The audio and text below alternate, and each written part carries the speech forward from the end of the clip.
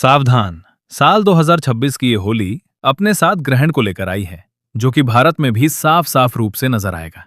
दोस्तों, आज की ये वीडियो बड़ी ही खास और महत्वपूर्ण, साथ ही में थोड़ा सावधान करने वाली भी है, क्योंकि साल 2026 यानी कि वो साल जब रंगों का महापर्व होली एक ऐतिहासिक खगोलीय घटना का गवाह बनने जा रहा है।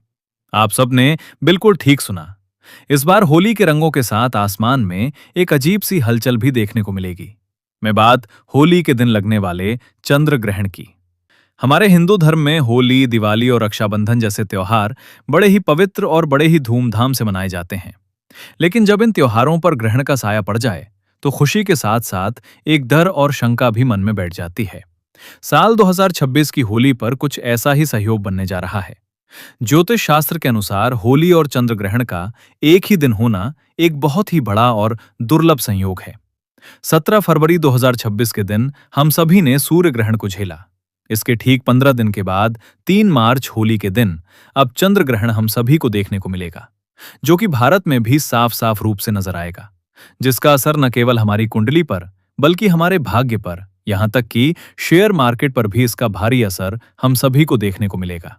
इतना ही नहीं, हमारी पूजा पाठ के साथ साथ ही पूरी दुनिया के वातावरण पर भी ये भारी पड़ने वाला है। तो आज इस वीडियो में मैं आप सभी की इसी दुविधा को दूर करने जा रही हूं, जो कि इस वक्त आप सभी के मन में हलचल मचाए हुए हैं। जैसे कि होलिका दहन का सही समय क्या होगा, 2 मार्च को होली मनाएं या फिर 3 मार्च को रंगों वाली होली किस दिन खेली जाएगी, और बरसाने में होली कब मनेगी, चंद्र ग्रहण भारत में किस समय पर दिखाई देगा, परसूतक काल कब शुरू होगा और कब समाप्त होगा, इस दौरान क्या क्या सावधानियां बरतने की आवश्यकता है और हमारी कुंडली पर इसका कैसे असर पड़ेगा। सबसे जरूरी बात, ग्रहण खत्म होने के बाद और होलिका दहन से पहले आपको कौन से काम जरूर करने चाहिए ताकि आपके परिवार पर कोई भी आंच ना आए। तो निवेदन है आपसे, आप सभी अपना सभी कार्य 15 मिनट के लिए साइड में रखकर इस वीडियो को पूरा अंत तक देख लीजिए, क्योंकि आज आपको होली 2026 का पूरा पंचांग, ज्योतिष का हाल और इस चंद्र ग्रहण का हमारी किस राशि पर क्या प्रभाव पड़ेगा, एक एक करके संपूर्ण जानकारी प्रस्तुत करूंगा। हमारी के संपूर्ण जानकारी का के साल समान दिलाना। चलिए सबसे पहले बात कर लेते हैं उस कंफ्यूजन की, जिस उलझन की वजह से हमारी तिथियों को लेकर मन में कंफ्यूजन बन जाता है। तो देखिए, हिंदू पंचांग की बात करें तो होली का त्योहार फाल्गुन मास की पूर्णिमा तिथि को मनाया जाता है, और साल 2026 में फाल्गुन पूर्णिमा की जो तिथि है वो 2 मार्च की शाम को शुरू होकर 3 मार्च की शाम तक रहेगी। यहीं से सारा कंफ्यूजन शुरू होता है। आमतौर पर हम जिस दिन पूर्णिमा की शाम होती है उसी दिन होलिका दहन करते हैं, लेकिन साल 26 में 3 मार्च की शाम को यानी कि पूर्णिमा की शाम के समय में आसमान में चंद्र ग्रहण लगेगा। और हमारे शास्त्रों की बात करें तो ये अटल नियम है कि ग्रहण काल में कोई भी शुभ कार्य या पूजा या अग्नि प्रज्वलित करना सख्त मना होता है।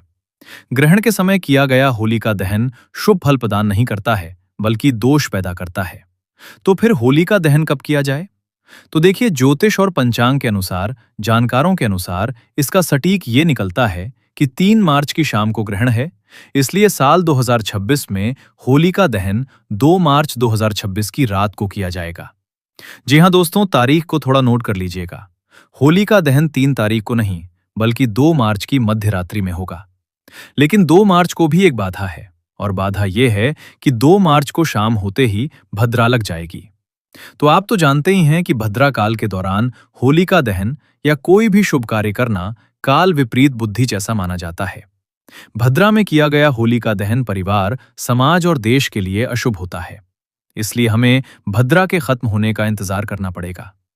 तो साल 2026 में होलिका दहन का सबसे शुद्ध और सबसे शुभ मुहूर्त जो कि निकलकर सामने आ रहा है, वो है 2 मार्च को देर रात, यानी कि 3 मार्च की शुरुआत होने वाली जब होगी रात के समय में 12:50 से लेकर रात को 2:02 तक। ये वो समय है जब भद्रा की पुंज होगी या भद्रा समाप्त हो चुकी होगी। ये लगभग 1 घंटा 12 मिनट। साथ ही अगर मेरे चैनल मेरी आवाज को आप पहली बार सुन रहे हैं तो चैनल को सब्सक्राइब करके पास वाले बेल आइकॉन को प्रेस करके रखिएगा और वीडियो को लाइक कर दीजिएगा, क्योंकि हम यहाँ सभी व्रत और त्योहारों की सही शास्त्रीय जानकारी प्रदान करते हैं। ज्योतिष शास्त्र और पंचांग के आधार पर आपको बताते हैं कौन सी तिथि कब है, व्रत आदि कब करना है। क्या विधि है, क्या नियम है और क्या गलती नहीं करनी है। यदि आप सभी व्रत और त्योहारों की सही शास्त्रीय जानकारी पाते रहना चाहते हैं, तो कृपया चैनल को सब्सक्राइब कीजिए और को प्रेस कीजिए। जब आप सब्सक्राइब का बटन दबाएंगे, तो वहां एक घंटी का निशान बना हुआ आएगा। उसको अवश्य दबाइएगा, तभी आपको हमारे सारे वीडियो प्राप्त होंगे। अन्यथा आपसे जानकारी छूट जाएगी।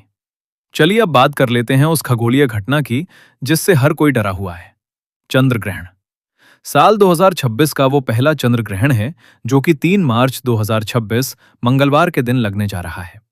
और इसके ठीक 15 दिन के पहले ही 17 फरवरी को सूर्य ग्रहण भी लगा था। ये कोई मामूली ग्रहण नहीं होता है।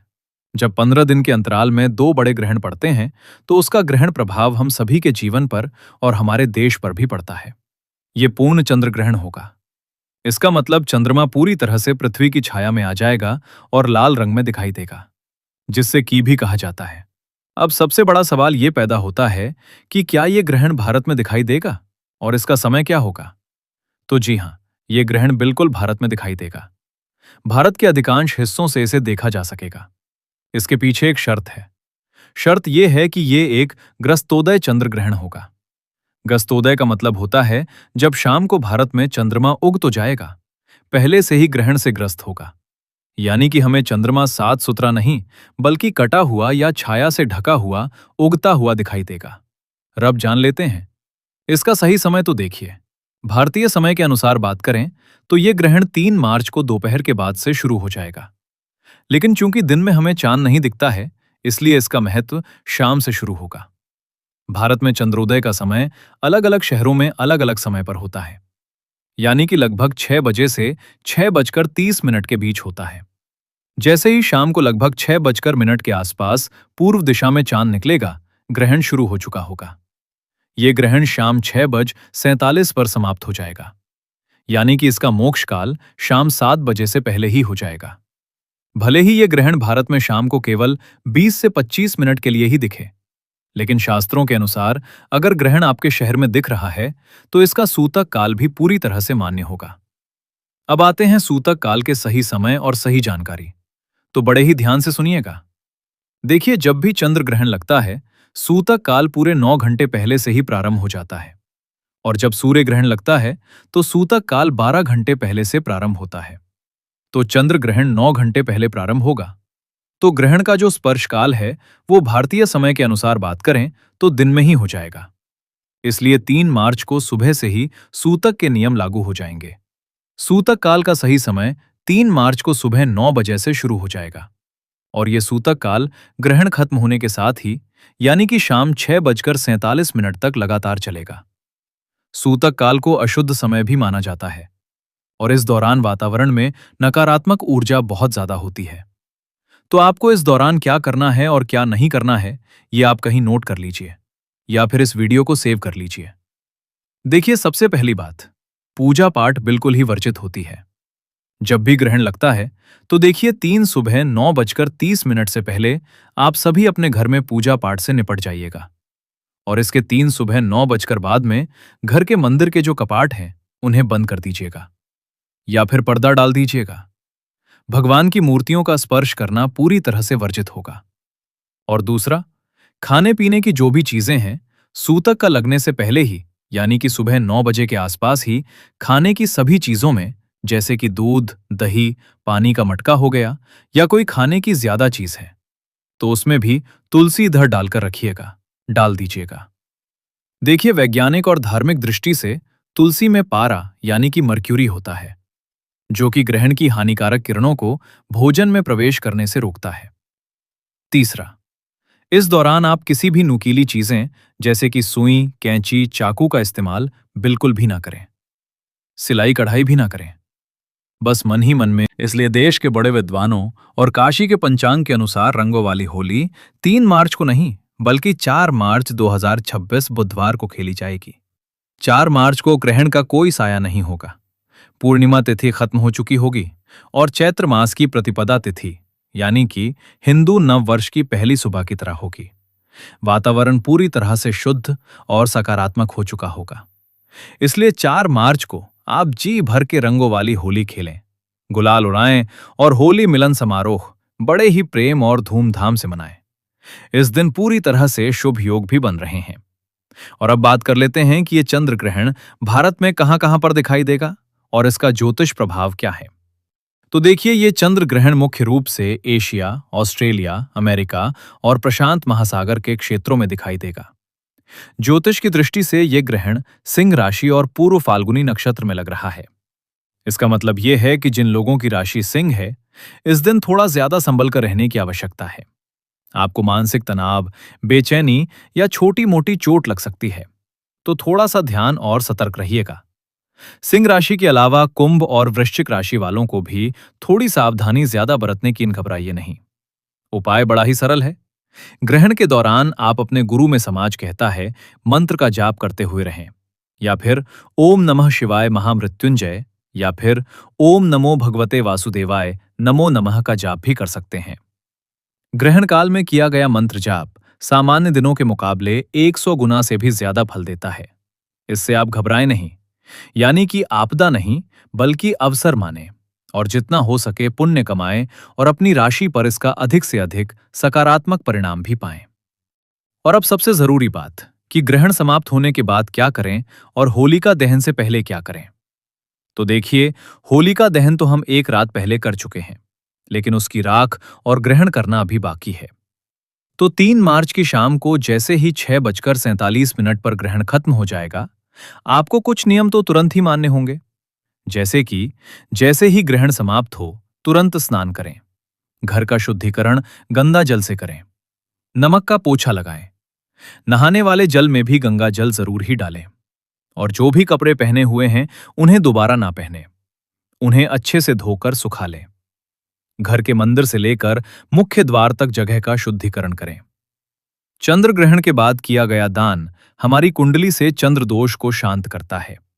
क्योंकि ये होली का समय है, आप किसी गरीब व्यक्ति को, सफाई कर्मचारी को या ब्राह्मण को जितना हो सके सफेद वस्तुओं का दान करें, जैसे कि चावल हो गया, चीनी, दूध, सफेद मिठाइयां हो गईं, चांदी का टुकड़ा या फिर सफेद कपड़ा भी आप दान कर सकते हैं। ये दान आपके घर में सुख शांति लेकर आएगा। और अब जान लेते हैं कि इसका किस राशि पर क्या प्रभाव पड़ेगा। तो देखिए, सबसे पहले बात करते हैं सिंह राशि की। तो देखिए, सिंह राशि के जातकों के लिए इस समय चंद्र ग्रहण का प्रभाव काफी लाभकारी भी साबित हो सकता है। और विशेष रूप से बात करें तो छात्रों के लिए ये समय प्रतियोगिता परीक्षाओं और अध्ययन में सफलता दिलाने वाला है। जो लोग राजनीतिक प्रशासन या फिर सरकारी सेवाओं से जुड़े हुए हैं, उनके लिए ये ग्रहण काफी तरह की खुशखबरियां लेकर आने वाला है। नई गाड़ी, विवाह के योग भी बनते हुए आ रहे हैं। अगली राशि है धनु राशि। धनु राशि के जितने भी जातक हैं, इस चंद्र ग्रहण के प्रभाव शुभ और फलदायी बने रहेंगे। इस समय आपको कोई भी वाहन या संपत्ति प्राप्त हो सकती है, जिससे आपकी आर्थिक स्थिति मजबूत होगी। इसके अलावा दैनिक आय में भी वृद्धि के योग हैं और निवेश से भी अच्छा लाभ मिलने के संकेत मिल रहे हैं। अभी 15 दिन पहले जो सूर्य ग्रहण हम सभी ने देखा, उससे भी हमारी कुंडली पर काफी गहरा असर पड़ा है। आप सबने ऐसे भी किया होगा कि इन 15 दिन के समय के बीच में क्या कुछ बदलाव आप सभी को देखने को मिल रहे हैं। तो अगली राशि की बात कर लेते हैं, मकर राशि की। मकर राशि के जितने भी जातक हैं, चंद्र ग्रहण के प्रभाव से इस समय आप सभी को बड़े ही शुभ फल प्राप्त होंगे। विदेश जाने के योग भी बन रहे हैं, और अगर आप सरकारी नौकरी की तैयारी कर रहे हैं तो बहुत जल्द शुभ परिणाम आपको मिलने वाला है। विवाह के योग भी बनते हुए नजर आ रहे हैं। इसके अलावा आर्थिक स्थिति मजबूत होगी और धन का प्रवाह बढ़े। इसके साथ ही आने वाले समय में आप सभी को समाज में मान सम्मान और प्रतिष्ठा की भी प्राप्ति होगी। कुल मिलाकर ये समय मकर राशि के जातकों के लिए करियर, धन और सामाजिक प्रतिष्ठा की दृष्टि से फलदायी रहेगा।